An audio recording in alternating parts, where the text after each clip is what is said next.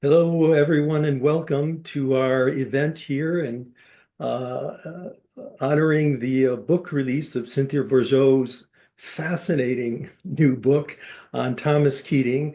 I love this book. Cynthia, I'm so glad that you wrote it. When you sent it to me last May or so with the invitation to endorse it, to blurb it, I couldn't put it down. Question that you'd like Cynthia to answer? Well, there's a lot of good questions, and we don't have time for all of them. But one that's come up is what is unique about Christian non-duality as opposed to other interpretations of non-duality? And apparently, Cynthia, you talked about this when you were speaking with Colleen during the Opening Minds, Opening Heart podcast. But could you say more about the Christian Sure, experience of non-duality? sure. I try to do that. I got at the back of the book, I have a little very short chapter that talks about I think it's seven salient points that characterize Thomas's Christian non-duality in a nutshell. But I would say up at the top of it, the list would be that it preserves the personal. And that so many people seem to feel, because we've taken most of our parameters for our understanding of what non-duality is uh, from from Asian paradigms, that as you go up the ladder of consciousness, you have to leave the personal behind, and that it becomes like a little crutch on you. And uh, and I think Thomas knew from the start that you can't have incarnation. You can't have the Word became flesh and dwelt among us without there a deep valuing in God of the personal as a place, as an essential component in the full manifestation of divine love. So that remains. It's this giving back and forth between the personal, the specific, the idiosyncratic in myself, and the ultimate unboundaried, the flowing back and forth between them that's characteristic of it.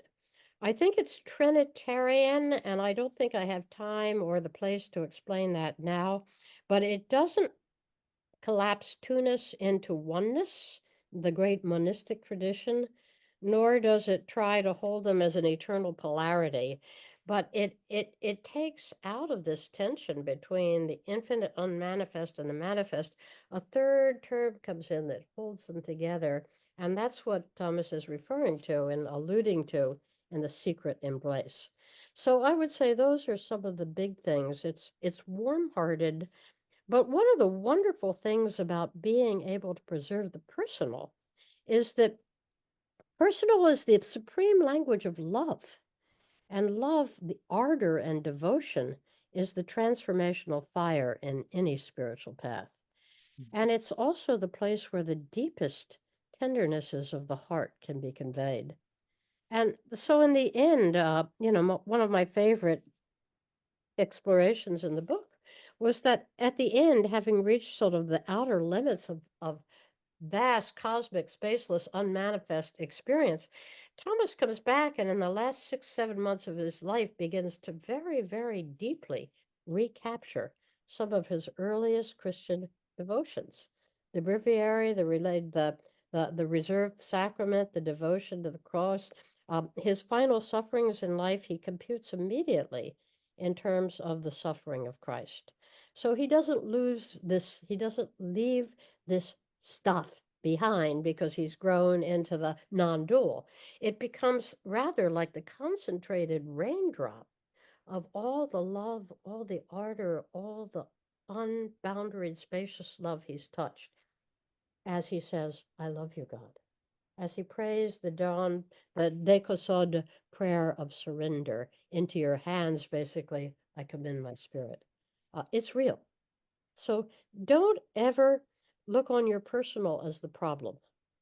Just try and find out how to get it clear enough and clean enough that the light of God can fill it and joyously inhabit it.